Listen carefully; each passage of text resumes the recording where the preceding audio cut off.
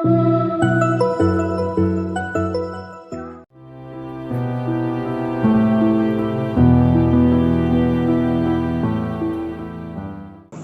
ने एक और बार हमें सुबह के समय को परमेश्वर हमें दिया है। हम प्रभु का धन्यवाद करते हैं क्योंकि ये परमेश्वर को अच्छा लगा, क्योंकि बाइबल में पढ़ते हैं परमेश्वर के उस करुणा के फल के स्वरूप में ही हम इस भोर को हम देख पाए हैं।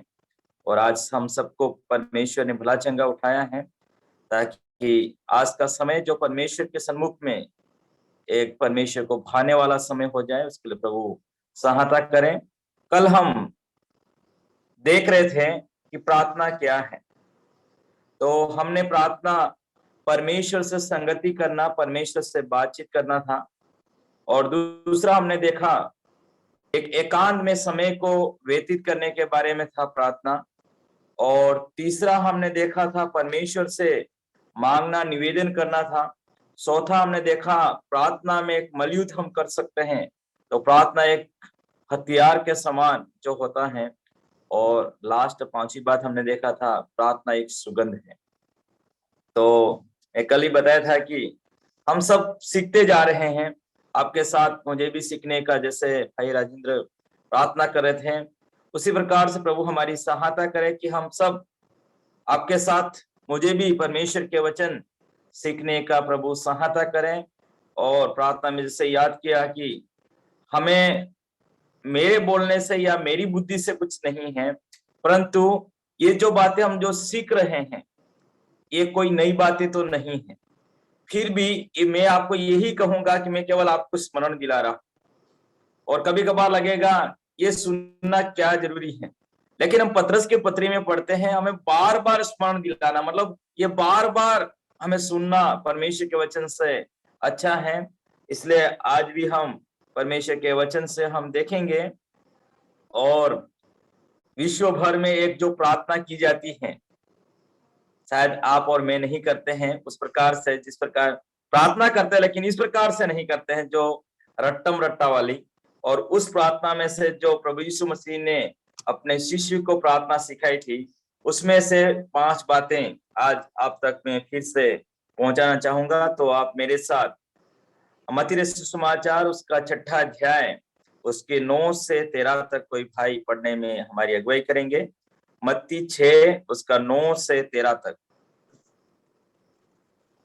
अतः तुम इस रीति से प्रार्थना किया करो, हे हमारे पिता, तू जो स्वर्ग में है, तेरा नाम पवित्र माना जाए, तेरा राज्य आए, तेरी इच्छा जैसे स्वर्ग में पूरी होती है वैसे पृथ्वी पर भी हो। हमारी दिन भर की रोटी आज हमें दे, और जिस प्रकार हमने अपने अपराधियों को क्षमा किया है वैसे ही तू भी हमारे अपराधों को क्षमा कर। और हमें परीक्षा में न ला, परंतु बुराई से बचा, क्योंकि राज्य और पराक्रम और महिमा सदा तेरे ही हैं। आमीन। आमीन। तो यहाँ पर हम ये जो अक्सर जो कहा जाता है ये प्रभु की प्रार्थना है, ये प्रभु ने एक मॉडल के रूप में हमें सिखाई हुई प्रार्थना है, ना कि उसको याद करके प्रभु के सामने बोलने के जैसे नहीं है। इसमें से कुछ बातों को इन दिनों में प्रभु हमें सहायता करें, उसमें से जो कुछ सच्चाइयों को हम सीखने के लिए कोशिश करेंगे।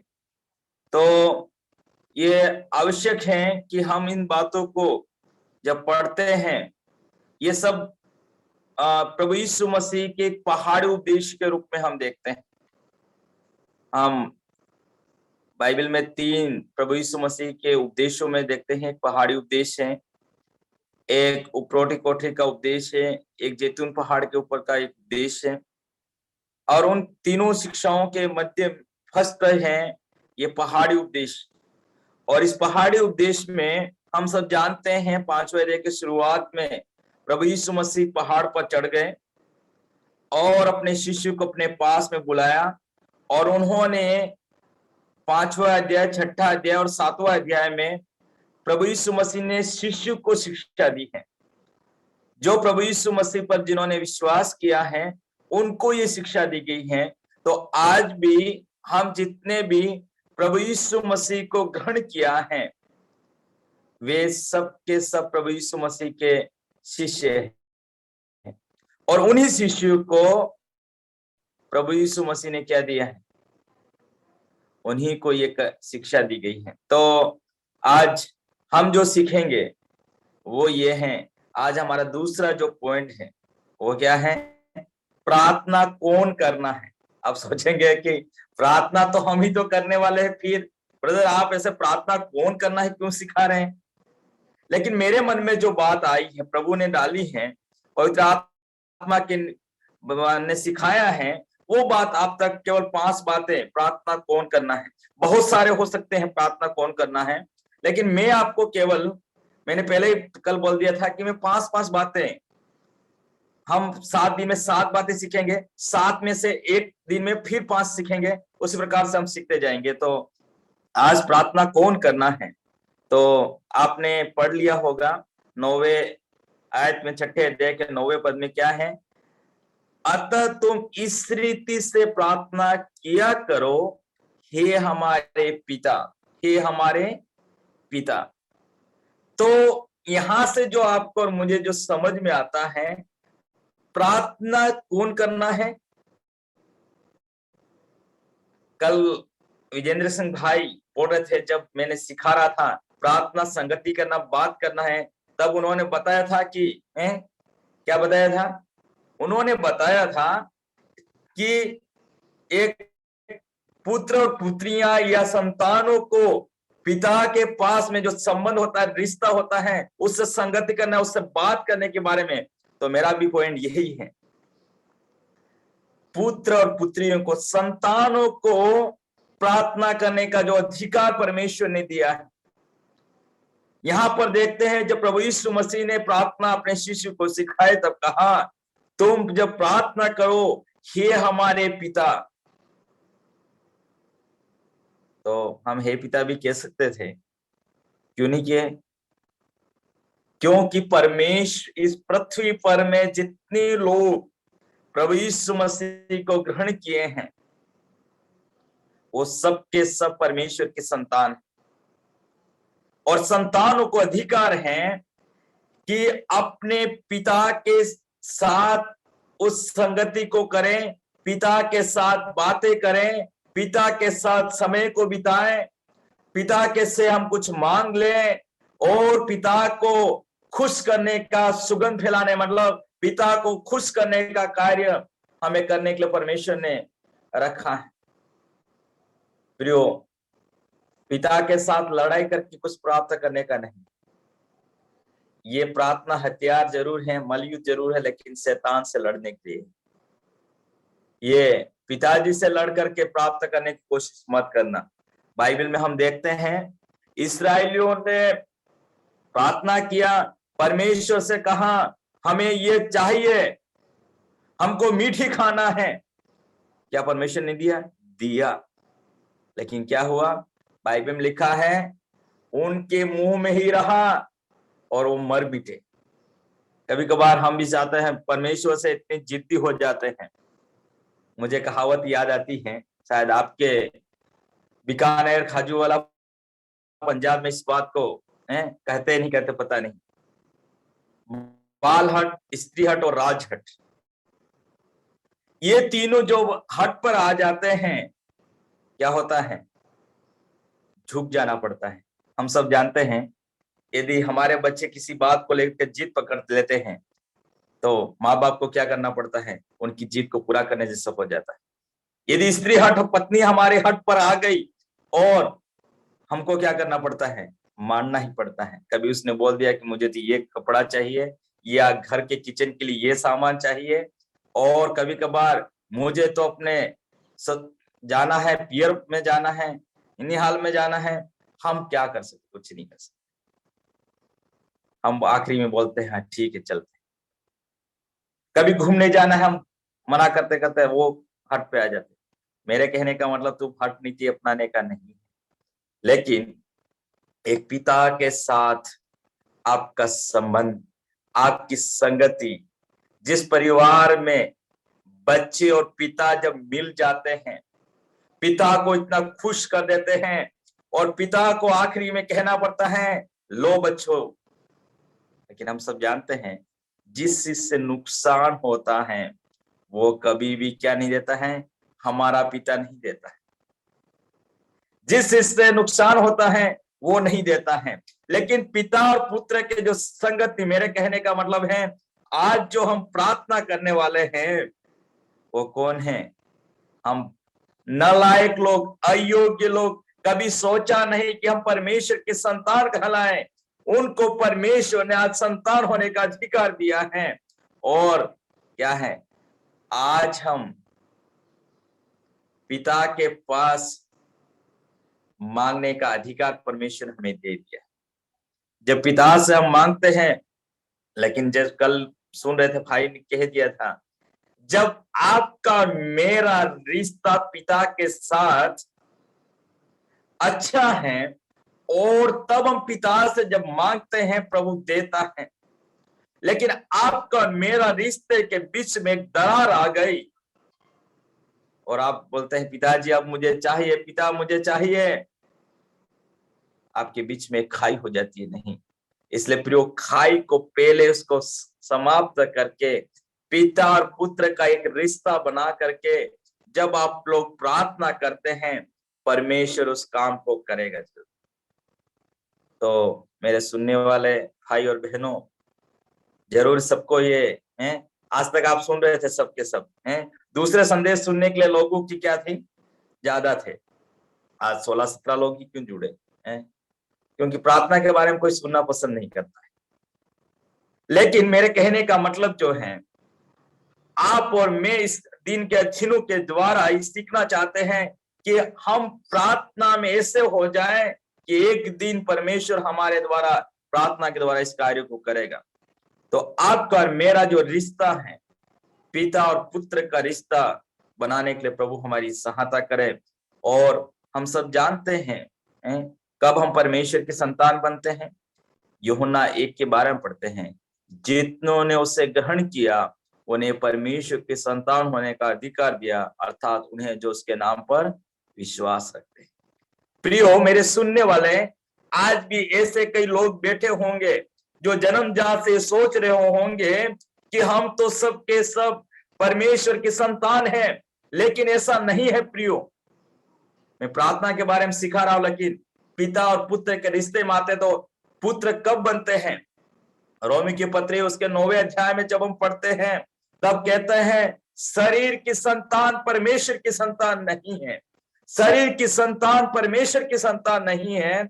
इसलिए जब आप मसीह परिवार में आपका जन्म हो गया, आप कोई मसीह नहीं है। आपको किस बात की आवश्यकता है? आपको प्रभु यीशु मसीह के सन्मुख में अपने पापों को मानकर प्रभु यीशु मसीह को प्रभु जानकर के अंगीकार करना और मन से विश्वास करना कि परमेश्वर उसे मरे हुए में जिलाया तो निश्चय तो उद्धार पाएगा। तो प्रियो, आपके और मेरे अंदर उद्धार का निश्चय होना है, परमेश्वर की संतान होने का है। क्योंकि यूहन्ना 1 के 13 में पढ़ते हैं, न तो लहू से, न शरीर की इच्छा से, न मनुष्य की इच्छा से, परंतु वो परमेश्वर से उत्पन्न हुए। परमेश्वर से उत्पन्न हुए लोगों को जब परमेश्वर के सन्मुख में वो जाते हैं पुत्र और पुत्री होकर के, परमेश्वर उनकी मांग को पूरा करता है। उनकी मांग को पूरा करने वाला परमेश्वर क्या कहता है? इसलिए यूहन्ना जब पतरस जब कहता है, पतरस क्या कहता है? पहला पतरस उसका पहला अध्याय उसका 17वां पद, पहला पतरस पहला अध्याय उसका 17वां पद पढ़िए कोई भी भाई।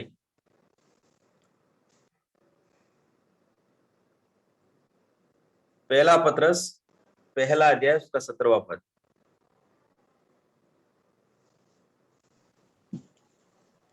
और जबकि तुम हे पिता कहकर उससे प्रार्थना करते हो, जो बिना पक्षपात हर एक काम के अनुसार न्याय करता है, तो अपने परदेशी होने का समय भय से बिताओ। यहाँ पर लिखा गया, जब तुम हे पिता कह करके उससे प्रार्थना करते हो। यहाँ पर क्या लिखा गया है? जब तुम हे पिता कह करके उससे प्रार्थना करते हो जो बिना पक्षपात किए। पिता परमेश्वर अपने पुत्रों के साथ किसी भी प्रकार का भेदभाव नहीं करते हैं, पक्षपात नहीं करते हैं। इस संसार में जब माता पिता और बच्चों के बीच में एक भेदभाव की नीति हो सकती है, इसलिए यहाँ पर लिखा है वो पक्षपात नहीं करता है। जो स्वर्ग में विराजमान परमेश्वर कभी भी क्या नहीं करता है, वो पक्षपात नहीं करता है। कितना अच्छा है हमारा परमेश्वर, हमारा पिता। आज जो हम पिता के बारे में सीख रहे इसलिए वो हमारा ऐसा पिता है जो पक्षपात नहीं करता है। मनुष्य क्या करते हैं, पक्षपात करते हैं। इस बच्चे को इतना दे दिया, उसको इतने महंगे कपड़े दिए, उसको इतने दे दिए हैं। दुनिया में सब कुछ क्या चलता है, पक्षपात की नीति देखते हैं। लेकिन जब परमेश्वर है, ऐसे जो न्यायी परमेश्वर हैं, जो कभी पक्षपात नहीं करता है। प्रियो, आप और मैं जब परमेश्वर के पास में जाते हैं, यहाँ पर हम भाई विजेंद्र सिंह के साथ कोई पक्षपात नहीं है, भाई राजेंद्र के पास में कोई नहीं है, भाई कुलविंदर के पास में कोई पक्षपात नहीं है, मेरे साथ में भी कोई पक्षपात नहीं है। परमेश्वर की नजरों में जो परमेश्वर की आज्ञाओं को मानते हैं, कल वही बोल रहे हैं, जो हमारे पास क्या होना चाहिए, हम पिता के बात को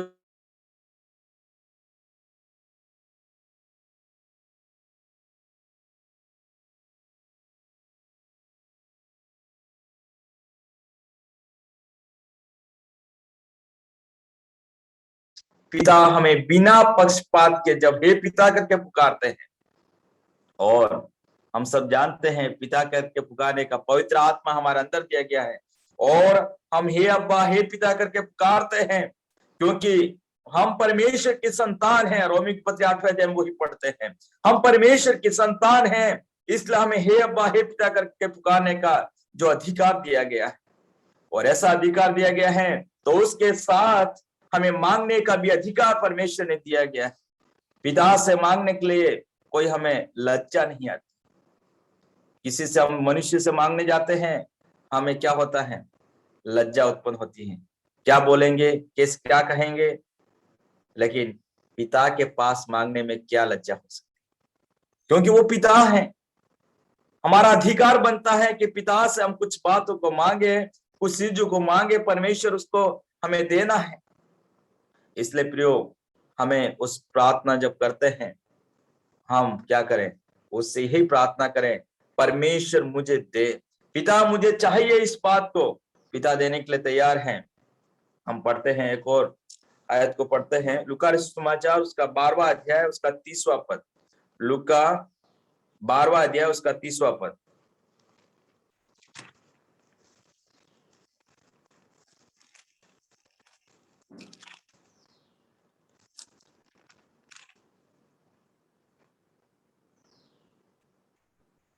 यहाँ पढ़ते हैं इस प्रकार से, लूका 12 का 30, क्योंकि संसार की जातियां इन सब वस्तु की खोज में रहती हैं, और तुम्हारा पिता जानता है कि तुम्हें इन वस्तु की आवश्यकता है। जब इसको आगे से जब हम पढ़ते हैं तब समझ में आता है, क्या खाएंगे, क्या पहनेंगे, क्या पिएंगे, इसके बारे में यहाँ पर क्या लिखा गया है, इस संसार की जातियां, अन्य जातियां क्या करती रहती है, चिंता करती रहती हैं। लेकिन तुम्हारा स्वर्ग पिता जानता है कि तुम्हें इन वस्तुओं की आवश्यकता है। इन वस्तुओं की आवश्यकता है, कौन जानता है, स्वर्ग पिता जानता है। यदि स्वर्ग पिता जानता है तो आपको और मुझे कोई इससे डरने की आवश्यकता नहीं। अब स्वर्ग पिता जानता है तो लूका सुसमाचार उसका 11वां अध्याय उसका 11 से 13 तक पढ़ते हैं। लूका 11वां अध्याय उसका 11 से 13 तक। तुम में से ऐसा कौन पिता होगा कि जब उसका पुत्र रोटी मांगे तो उसे पत्थर दे, या मछली मांगे तो मछली के बदले उसे सांप दे, या अंडा मांगे तो उसे बिच्छू दे। अतः जब तुम बुरे होकर अपने बच्चों को अच्छी वस्तु देना जानते हो, तो स्वर्ग पिता अपने मांगने वालों को पवित्र आत्मा क्यों ना देगा। तो यहाँ पर हम देखते हैं, प्रश्न करते हैं, तुम में से ऐसा कौन पिता होगा। जब रोटी मांगे तो उसको पत्थर दे, मतलब उस प्रकार गोल गोल है, ऐसे कोई ये पत्थर पकड़ा करके नहीं बोलेगा कि ये खा ले हैं। या जो मछली मांगे तो उसको कोई भी सांप नहीं देगा, मतलब उसके द्वारा फैलने वाले जहर जैसा कोई चीज नहीं देने वाला है, उसको स्वादिष्ट ही देगा, उसको जहर नहीं दिया जाएगा। मतलब मछली मांगे तो उसको सांप नहीं देगा। कुछ ऐसी मछलियां हैं, शायद आपके उधर है या नहीं पता नहीं है, सांप और मछली में फर्क करना जैसे नहीं रखता है, उसको यहाँ पर एक अलग एक मछली रहती है। तो उसको लगता है, जब हम जो ज्यादा नहीं मछली उससे मतलब रखते हैं, उनको पहचानना बड़ी मुश्किल का काम है। तो शायद वहां पर भी ऐसे होगा, लेकिन हम यहाँ पर देखते हैं इस सांप जो जहर फैलाता है, जहरीली चीज परमेश्वर, जो हमारे शरीर को नुकसान पहुंचाने वाले चीज परमेश्वर नहीं देगा। रोटी खाने के लिए आवश्यक है, परमेश्वर देगा। और बिच्छू अंडा मांगे तो बिच्छू नहीं मिलेगा, मतलब जिसके द्वारा पीड़ाएं उठे, बिच्छू काटता है 24 घंटे के पहले उसका दर्द खत्म नहीं होता। तो परमेश्वर ऐसे पीड़ा उठने वाली चीज आपको और मुझे नहीं देगा। मतलब परमेश्वर पवित्र आत्मा क्यों नहीं देगा, मतलब परमेश्वर सबसे महंगी सबसे अच्छी चीज परमेश्वर आपको और मुझे देने के लिए तैयार हैं, लेकिन पिता और पुत्रों का रिश्ता उसके साथ बन जाए।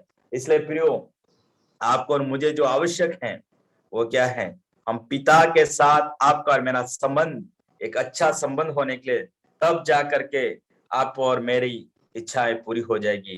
तो इसलिए परमेश्वर का वचन चाहता है, हम परमेश्वर की संतान हैं, परमेश्वर की संतानों को पिता से मांगने का अधिकार है और बड़े स्वतंत्रता के साथ हम मांग सकते हैं। इसलिए परमेश्वर चाहता है हम उसके पास विश्वास के साथ हम उस प्रार्थना को प्रभु से करें, वो हमारा पिता है। आज आप और मुझे स्मरण रखना है, हम किसी और के पास में नहीं गए हैं, पिता के पास मांगने के लिए जाते हैं। मतलब हम पुत्र और पुत्री हैं, इस बात को आपको मुझे स्मरण करना है। हमें वही प्रार्थना व्यक्ति कर सकते हैं जिसका रिश्ता परमेश्वर के साथ जुड़ चुका है, परमेश्वर के घराने में जन्म हो चुका है। वही व्यक्ति परमेश्वर से प्रार्थना करेगा और परमेश्वर से देने वाला है। और दूसरी बात, वापस हम मत्ती में चले जाए, जहां पर दूसरी बात जो सिखाई गई मत्ती 6 अध्याय में, क्योंकि आज हम उसी से सीखेंगे। तो दूसरी बात यहां पर देखते हैं, क्या लिखा गया है 9वें पद के, तू जो स्वर्ग में है तेरा नाम पवित्र माना जाए, तेरा नाम पवित्र माना जाए। तो कौन पवित्र है? परमेश्वर पवित्र है, परमेश्वर पवित्र हैं और हम पवित्र ठहराए गए, हम पवित्र ठहराए गए। और उसके लिए मैं जो शब्द जो यूज जो बाइबल में है, परमेश्वर ऐसा एक गुरु, पवित्र गुरु है, और आप और मैं उसके संत हैं, हम उसके पवित्र लोग हैं, हम उसके संत लोग हैं। जब संत लोग गुरु से जब मांगते हैं, और ये बात मैंने पहले कह दिया, ये भाग शिष्य को लिखा गया है, जब शिष्य लोग गुरु से जब मांगते हैं उनको कोई वो नहीं होता है। इसलिए प्रियो, आप और मैं, परमेश्वर पवित्र है और पवित्र में विराजमान है, उसका नाम पवित्र है, और अपवित्र लोग प्रभु यीशु मसीह के द्वारा पवित्र ठहराए गए हैं। अपवित्र लोग किसके द्वारा पवित्र ठहराए गए हैं? प्रभु यीशु मसीह के द्वारा पवित्र ठहराए गए।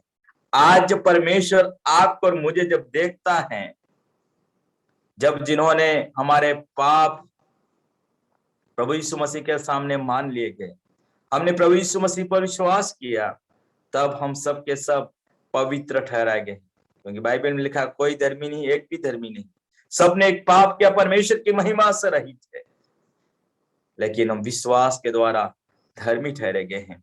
इसलिए हम एक और पद को पढ़ते हैं, पहला कुरिन्थियों उसका पहला अध्याय उसका दूसरा पद, पहला कुरिन्थियों उसका पहला अध्याय उसका दूसरा पद। कोई भी भाई पढ़ लीजिए, पहला कुरिन्थियों पहला अध्याय उसका दूसरा पद।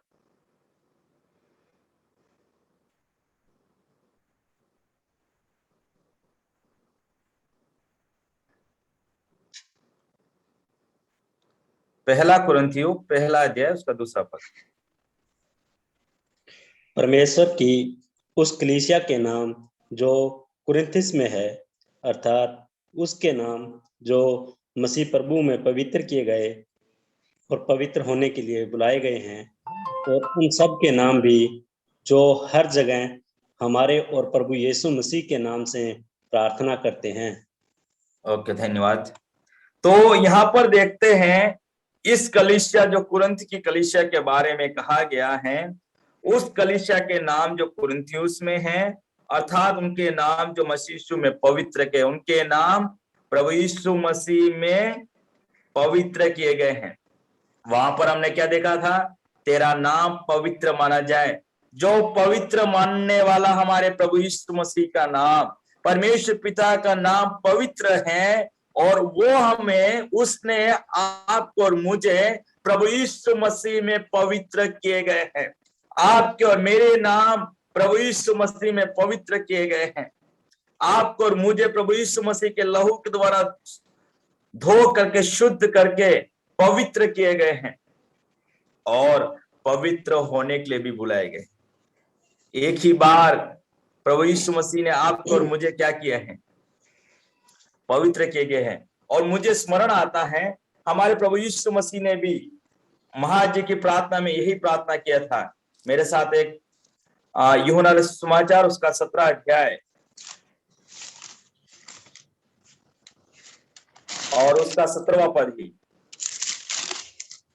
यूहन्ना 17 का 17। सत्य के द्वार सही, सत्य के द्वार उन्हें पवित्र कर, तेरा वचन सत्य है। और 19 भी पढ़िए। और उनके लिए मैं अपने आप को पवित्र करता हूं, ताकि वह भी सत्य के द्वारा पवित्र किए जाएं। धन्यवाद भाई।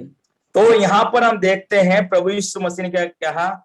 सत्य के द्वारा उन्हें पवित्र कर, तेरा वचन सत्य है, और मैं उनके लिए अपने आप को पवित्र करता हूं। इसका मतलब वो उसको पवित्र करने की आवश्यकता नहीं थी, फिर भी वो कहता है कि मैं क्या करने वाला हूं?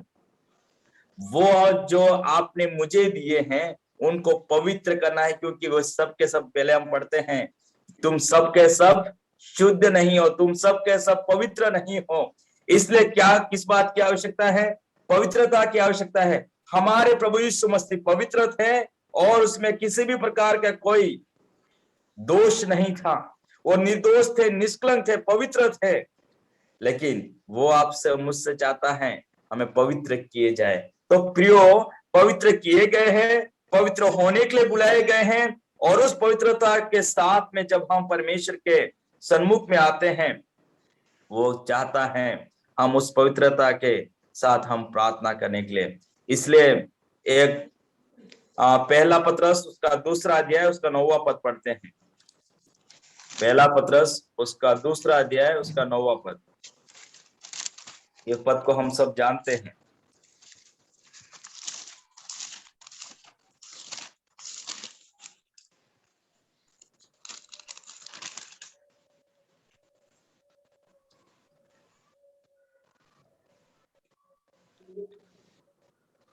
ओके, मैं आपके लिए पढ़ूंगा। पर तुम एक चुना हुआ वंश और रात बदारी याजकों का समाज और पवित्र लोग और परमेश्वर की निज प्रजा हो, इसलिए कि जिसने तुम अंधकार में से अपनी अद्भुत ज्योति में बुलाया है, उसके गुण प्रकट करो। तो यहाँ पर लिखा गया है, क्या लिखा गया है? पवित्र लोग। आप और मैं परमेश्वर की दृष्टि में, परमेश्वर ने आपको और मुझे क्या ठहराए गए हैं? पवित्र लोग ठहराए गए हैं, संत लोग ठहराए गए हैं। आपके उधर पता नहीं है, हमारे उधर जो कुछ चर्चेस के लोग हैं जो संतों से प्रार्थना करते हैं, लेकिन ये नहीं जानते हैं जो प्रभु यीशु मसीह से जो उद्धार पाए हैं, जिनके पाप क्षमा हुए हैं, वही लोग पवित्र हैं। और पवित्र लोगों को मनुष्य से प्रार्थना करने की आवश्यकता नहीं है, लेकिन किससे प्रार्थना करने की आवश्यकता है? पवित्र परमेश्वर से, जिसका नाम पवित्र है, उस पवित्र परमेश्वर से प्रार्थना करने की आवश्यकता। वो हमारा गुरु है। इस दुनिया के सारे गुरु झूठे होते हैं, लेकिन हम जिस पवित्र गुरु के पास में आए हैं, वो हमारे, जिसने आपको और मुझे उसके शिष्य हम बने हैं, वो शिष्य जब गुरु के पास मांगते हैं वो देने के लिए तैयार है। हम सब जानते हैं, मैं ये नहीं कहना चाहता हूं कि जितने भी एवांजलिस्ट सब गुरु हैं, लेकिन मैं ये कहना चाहता हूं कि जब एक व्यक्ति किसी के द्वारा उद्धार में आता है और उसका जो लगाव रहता है, क्योंकि उसको उस मार्ग पर वो लेके आया है, उनका जो लगाव रहता है वो बहुत घनिष्ठ रहता है। तो जब वो बात जब रखता है उसके सम्मुख में, वो हमेशा यही चाहता है कि वो नाराज ना रहे और उसकी इच्छाएं पूरी हो जाए। उसी रीति से हमारे प्रभु यीशु मसीह ने आपको और मुझे उसकी ओर आकर्षित किया है, उसकी ओर खींच लिया है और उस पवित्र उसने हमें ठहराया है। जब उसके पवित्र लोग जब प्रार्थना करते हैं, यहाँ पर वही देखते हैं, पहला पत्रस के पहले अध्याय 15 से 17 के बीच में वही पढ़ते हैं। क्या पढ़ते हैं? तुम सारे चाल चलन में पवित्र बनो क्योंकि मैं पवित्र हूं। और फिर वो पवित्रता के साथ में कहता है, तुम हे पिता कर करके प्रार्थना करते हो तो वो बिना पक्षपात किए तुम्हारे लिए कार्य करता है। तो प्रभु हमारी सहायता करे, हम लोग उस शिष्य के समान, संत के समान प्रार्थना करना है। तो पहली बात हमने देखा था, हम पुत्र पुत्री होकर के प्रार्थना करें। दूसरा, हम शिष्य या संत होकर के प्रार्थना करने के लिए प्रभु का वचन हमें याद दिलाया गया है। और मैं एक और पद पढ़ करके, लूका समाचार उसका 12वां अध्याय उसका 22वां पद, लूका 12वां अध्याय उसका 22वां पद।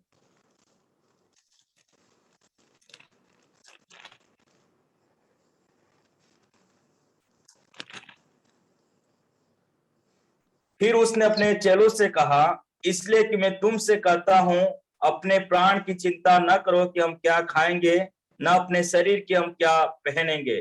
प्रभु यीशु मसीह ने अपने चेलों से कहा, मतलब आज आपसे और मुझसे कहते हैं, तुम ये कहता हो कि अपने प्राण की चिंता न करो, हम क्या खाएंगे, क्या न शरीर की क्या पहनेंगे। मतलब परमेश्वर प्रभु यीशु मसीह आपके और मेरे बारे में, हम उसके अनुयायी हो गए हैं, हम उसके संत हो गए हैं, हम उसके शिष्य हो गए हैं। प्रभु आपसे मुझसे चाहता है, आपको और मुझे चिंता करने की आवश्यकता नहीं है कि हम क्या खाएंगे, क्या पहनेंगे। हम सब जानते हैं कि हम जो सेवा करते हैं, कोई दहाड़ी पर भी नहीं है, कोई सैलरी पर भी नहीं, कोई किसी ने वायदा भी नहीं दिया है कि मैं तुमको क्या दूंगा। हम कैसे सेवा करते हैं? हम विश्वास से सेवा करते हैं। प्रथम कलीसिया के जो प्रभु के दास लोग सब विश्वास से सेवा करते हैं। उनको किसी ने कोई वायदा नहीं दे रखा कि हम आपको ये देंगे, लेकिन प्रभु क्या करता है, यही बात याद आती है, क्या खाएंगे, क्या पहनेंगे, आपको मुझे चिंता करने की आवश्यकता नहीं है। क्यों चिंता करने की आवश्यकता नहीं है? क्योंकि हमारा प्रभु हमारे लिए चिंता करता है, प्रतिदिन का बोझ उठाता है। वजह से हम वही पढ़ते हैं, वो प्रतिदिन बोझ उठाता है। यदि प्रभु हमारा प्रतिदिन बोझ उठाता है, आपको और मुझे बोझ उठा करके घूमने की आवश्यकता नहीं। पहले हमने देखा पिता क्या करता है, अपने बच्चों के बारे में वो जानता उनकी क्या आवश्यकता है। यहाँ पर क्या देखते हैं, हमें चिंता करने की आवश्यकता नहीं है, गुरु को चिंता है। इसलिए मुझे लगता है जब शिष्य लोग और प्रभु यीशु मसीह झील को पार कर रहे थे, तब शिष्य ने क्या पुकार उठे, क्या हम नाश होते हैं, क्या तुझे चिंता नहीं है? कभी कभार हम भी यही सोचते हैं, हम नाश हो रहे हैं, हमारा नुकसान हो रहा है, प्रभु के क्या कोई चिंता नहीं है? प्रिय है, प्रभु को चिंता, लेकिन आपको मुझे नहीं डरना। प्रभु हमारे साथ है तो हमें डरने की आवश्यकता क्या है? प्रभु ने तो कहा है, आओ हम पार चले, कि क्यों डरना है? बहुत बार हम चिंताओं से थक जाते, चिंता कर करके हम कैसे करेंगे, कैसे करेंगे, कैसे करेंगे, लेकिन प्रभु आपकी और मेरी चिंता करने वाला प्रभु है। तो हमने देख लिया कि प्रभु हमारी चिंता करता है, लेकिन क्या लिखा है? पहला पत्रस उसके 5 के 7 में लिखा है, तुम्हारी सारी चिंता उस पर डाल दो क्योंकि उसको तुम्हारा ध्यान है। चिंताओं को उठा करके मत घूमना मेरे प्रिय भाई और बहनों। आपको और मुझे परमेश्वर के ऊपर, आपकी और मेरी चिंताओं उसके ऊपर डालना है, प्रार्थना के द्वारा परमेश्वर के ऊपर डाल देना है। वो प्रतिदिन आपका और मेरी बोझ को उठाने के लिए तैयार है। लेकिन आप एक बार डाल करके तो देखो, जब डालते नहीं हम बोझ उठाते रहते हैं, फिर कहते हैं थक गया ब्रदर, थक गया मैं, अब कैसे आगे बढ़ सकता हूं मसीह जीवन में। प्रभु आपका बोझ उठाने के लिए तैयार है, आप अपनी चिंता उस पर डाल दो। अब जो तीसरी बात देखने जा रहे हैं, तीसरी बात में हम देखते हैं, वापस हम मत्ती में आ जाए, जहां पर 6ठे अध्याय उसके 10वें पद में पढ़ते हैं, 6 के 10 में, तेरा राज्य है, तेरा राज्य है। क्या है? तेरा राज्य है। तो हम सब जानते हैं, राज्य से तुरंत समझ जाते हैं, ये जो राज्य मतलब राज्य राजस्थान, राज्य पंजाब, वो राज्य नहीं है। ये जो राज करने वाला राज्य, राज कौन करता है? राजा राज करते हैं। और राजा राज करते हैं तो किसके ऊपर राज करते हैं? प्रजा के ऊपर राज करते हैं। सिंपल बात है। राजा किसके ऊपर राज करते हैं? प्रजा के ऊपर करते हैं। तो हम सब के सब, हम कौन है? परमेश्वर की प्रजा है। हम परमेश्वर की प्रजा है और परमेश्वर हमारा राजा है। हम उसकी प्रजा है, वो हमारा राजा है। जब प्रजा के लोग राजा से जब मांगते हैं, राजा को क्या करना पड़ता है? उसको देना पड़ता है। इसलिए लिखा है, राजाओं का राजा प्रभु का प्रभु है। हम पढ़ते हैं हमारे प्रभु यीशु मसीह के बारे में, प्रकाशित वाक्य उसका 19 का 16, उसके वस्त्र और उसके जांघ पर ये लिखा है, राजाओं का राजा प्रभु का प्रभु है। प्रियो, हम उस राजा की प्रजा हैं जो राजाओं का राजा प्रभु का प्रभु है। और ये नहीं कहा गया है, हमारे प्रभु यीशु मसीह के बारे में कहा गया है, प्रकाशित वाक्य उसका 1 अध्याय और उसके 1 अध्याय में 5वें पद में लिखा गया, मैं लास्ट भाग को पढ़ूंगा, पृथ्वी के राजाओं का हाकिम है, पृथ्वी के राजाओं का हाकिम है। आप और मैं जिस प्रभु यीशु मसीह के नाम से प्रार्थना करने के लिए हम आते हैं, हम कोई एक सिंपल एक व्यक्तियों की प्रजा नहीं है। हम जो राजाओं का राजा है, जो राजाओं के ऊपर हाकिम ठहराए हुए हैं, उसके पास में आप और मैं आए हैं। यदि कौन चाहता है, कौन राजा चाहता है कि मेरी प्रजा भूखे मर जाए? इस दुनिया के राजा चाहे भी ले, क्या फर्क पड़ता है? लेकिन कौन सा राजा को अच्छा नहीं लगता है? उस राजा को अच्छा नहीं लगता है।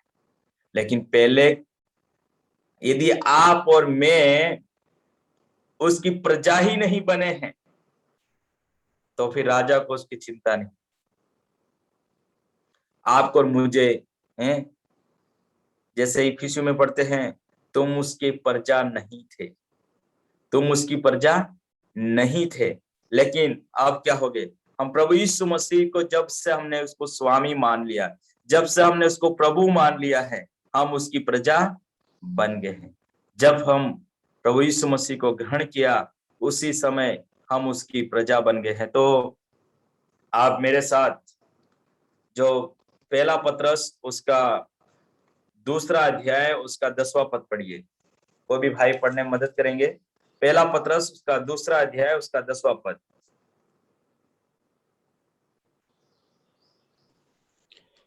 तुम पहले तो कुछ नहीं थे, पर अब परमेश्वर की प्रजा हो।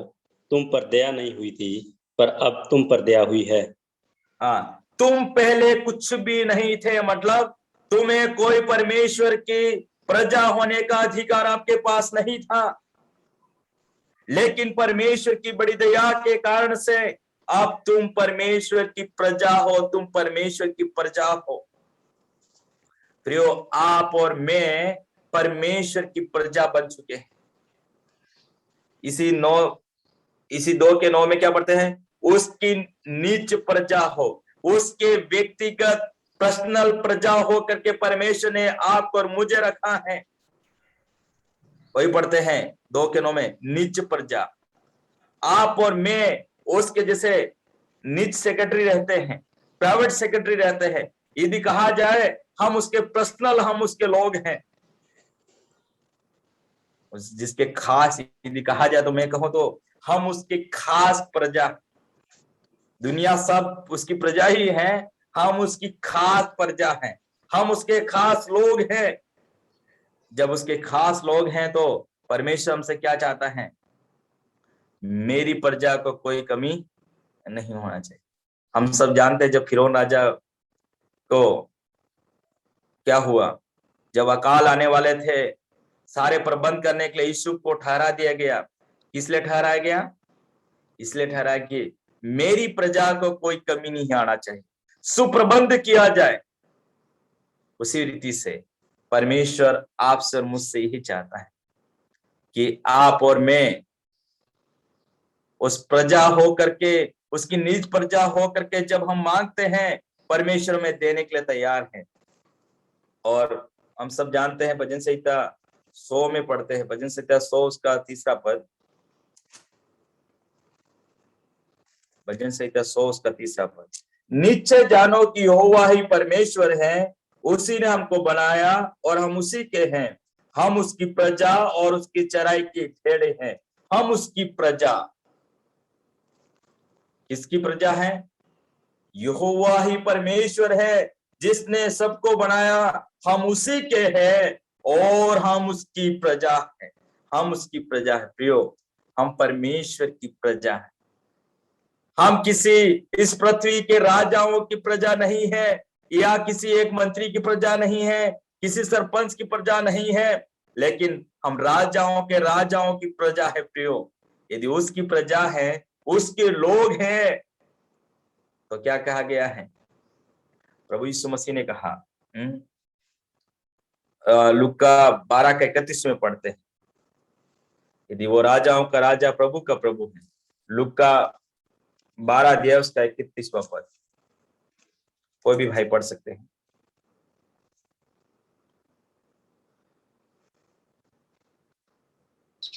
जब बलवान मनुष्य हथियार बांधे हुए अपने घर की रखवाली करता है, लूका 12:31, परंतु उसके राज्य की खोज में रहो तो ये वस्तुएं भी तुम्हें मिल जाएंगी।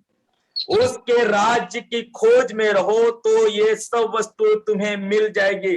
प्रजा का काम है उसके राज्य की खोज करना। प्रजा का काम है उसके राज्य की खोज में लगे रहो, तुम्हें सब वस्तुएं मिल जाएगी। लेकिन हम क्या करते हैं? हम राज की खोज में नहीं रखते हैं। हम अन्य जातियों के समान क्या खोज करते हैं?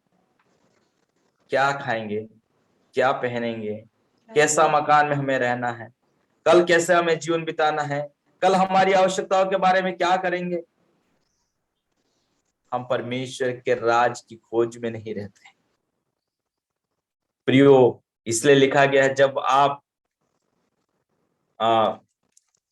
मत्ती रचित सुसमाचार में पढ़ते हैं, जहां पर लिखा गया है, तुम पहले मेरे राज और धर्म की खोज करो, तुम्हें सब वस्तु मिल जाएगी। उसे मत्ती 6:33 में पढ़ते हैं, इसलिए पहले तुम परमेश्वर के राज और उसके धर्म की खोज करो तो ये सब वस्तु तुम्हें मिल जाएगी। उसके धर्म और राज की खोज करना, धार्मिकता के साथ जीवन बिताना है, उसके राज्य के लिए काम करना है। आज आप और मैं इतने लोग क्यों जुड़े हैं? क्योंकि आपको और मुझे किसकी इच्छा है? उसके राज के बारे में। दूसरे लोगों के पास सुबह का समय नहीं था, लेकिन आज आपके और मैं परमेश्वर की राज। तो मैं ये मानता हूं परमेश्वर आपकी उन आवश्यकताओं को पूरा करने के लिए तैयार है। परमेश्वर आपकी आवश्यकता पूरा करेगा। अब चौथी बात है, हम वापस इसी मत्ती उसके 6 अध्याय और उसके 10वें पद में पढ़ते हैं, क्या लिखा है? पहले हमने पढ़ा तेरा राज्य, अब क्या है? तेरी इच्छा से स्वर्ग में पूरी होती है वैसे इस पृथ्वी पर भी हो। कहां पर किसकी इच्छा चलती है? स्वामी की इच्छा दासों पर चलती है, और दास यही कहता है, स्वामी आपको जो भी भाए हम आपको आपका करने के लिए तैयार हैं। आपको और मुझे स्वीकार करना पड़ेगा। क्या स्वीकार करना पड़ेगा? हम दास और दासियां हैं। पहले हमने देखा हम पुत्र और पुत्रियां हैं, फिर हमने देख लिया कि हम कौन हैं। हम सबके सब संत लोग हैं, हम प्रभु यीशु मसीह के चेले हैं। अब हमने देखा हम प्रभु यीशु मसीह की प्रजा हैं। चौथी बात देख रहे हैं, हम उसके दास और दासियां हैं। हम उसके दास और दासियां हैं। और वो दास दासियां कौन से हैं? जो पेमेंट पर रखे हुए दास दासियां नहीं, हम वो दास दासियां हैं जो बंधुआ गुलाम जो रहते हैं, जिनको अपना कहने के लिए कोई अधिकार नहीं है और अपने लिए कुछ कहने के लिए कुछ है भी नहीं है। वो बात को समझने के लिए हमें समझना है, हमारे पास कोई अधिकार नहीं है।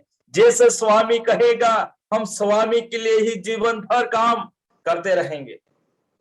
वो दास दासिया होकर के प्रभु ने हमें रखा है।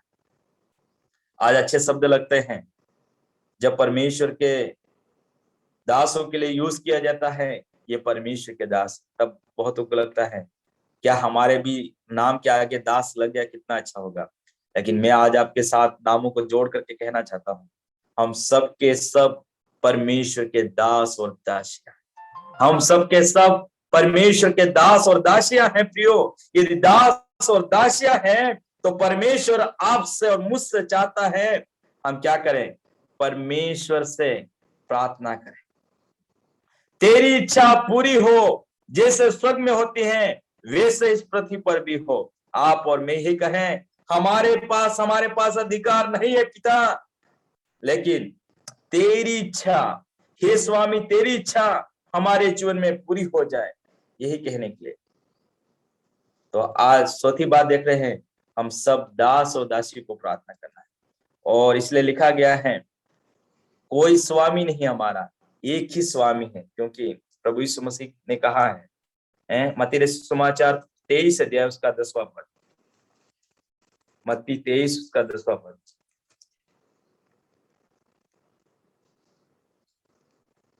और स्वामी न कहलाना क्योंकि तुम्हारा एक ही स्वामी अर्थात मसीह।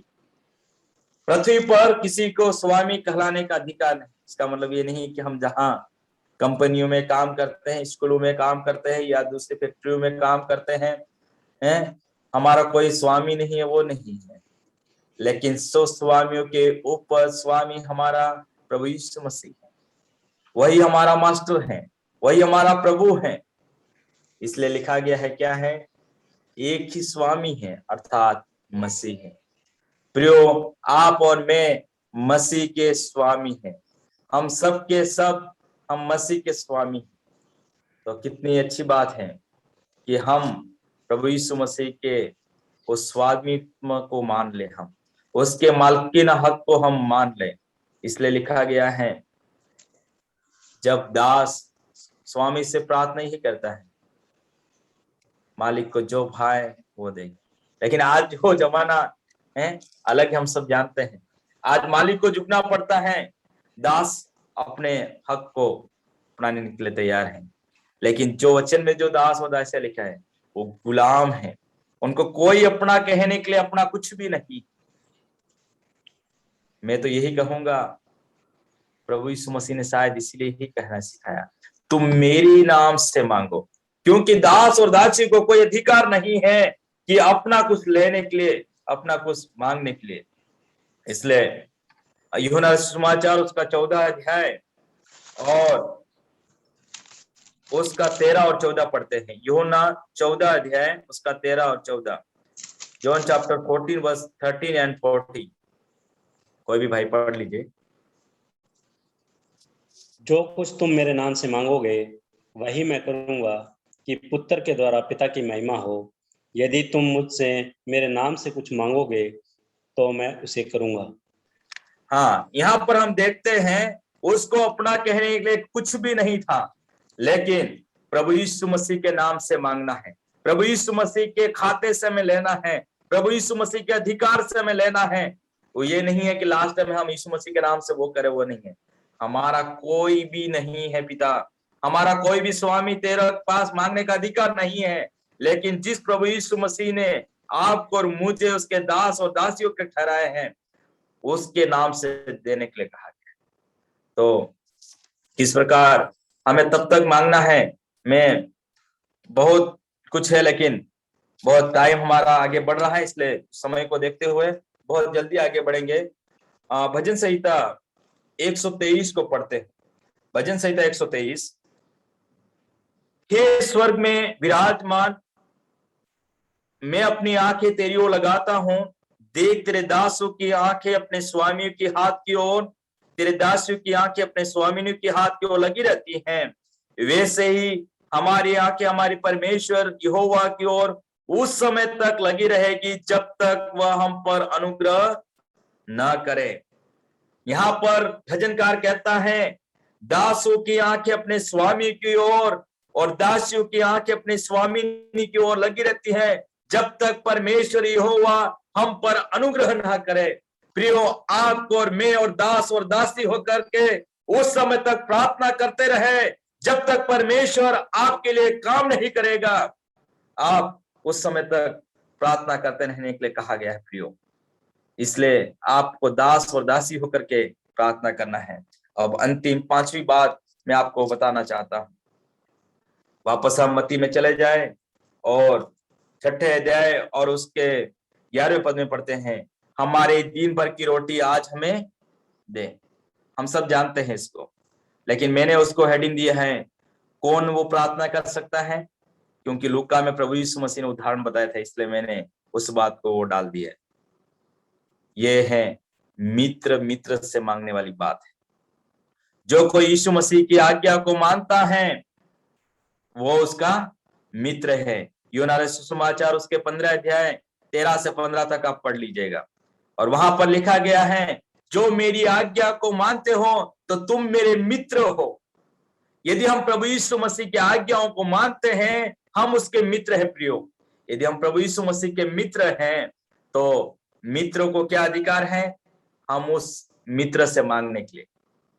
आप नोट भी कर लीजिए, उसके साथ में लूका सुसमाचार उसका 11वां अध्याय 5 से 8 तक भी आप पढ़ लीजिए। वहां पर भी मित्र के घर में मेहमान आता है और मित्र दूसरे मित्र से भी मांगता है वो रोटियां, और मित्र उठ करके उसको जितनी आवश्यकता होती है उतनी उठ करके देता है।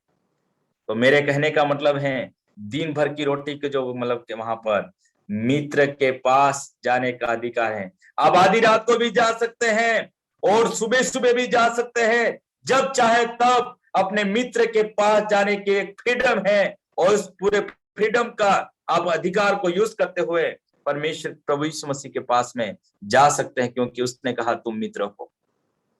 हम भी जानते हैं अब्राहम परमेश्वर का मित्र कहलाया, इसलिए जब उसको कुछ बातें थी वो उस समय उसके पास जाकर के प्रार्थना करता था और परमेश्वर उसके लिए कार्य करता था।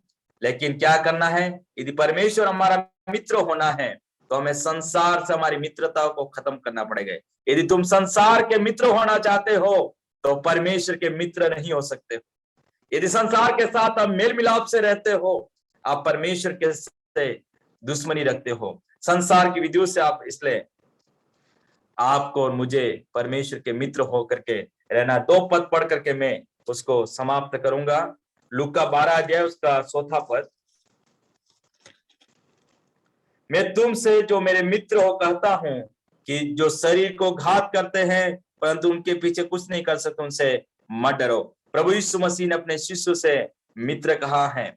और एक और पद पढ़कर, रोमी की पत्री उसका 8वां अध्याय उसका 32वां पद, हम सब जानते हैं उस पद को, फिर भी मैं आपके लिए पढ़कर उसको समाप्त करेंगे। रोमियो 8 का 32, जिसने अपने निज पुत्र को भी रख न छोड़ा परंतु उसे हम सबके लिए दे दिया, वह उसके साथ हमें और सब कुछ क्यों न देगा। जिस परमेश्वर ने अपने निज पुत्र को भी दे दिया है, उसके साथ सब कुछ देने का वायदा किया है। हम परमेश्वर के मित्र हो जाए प्रियो, परमेश्वर के मित्रता में रहे, और जब मित्र जब चाहे तब अपने मित्र से मांग सकता है।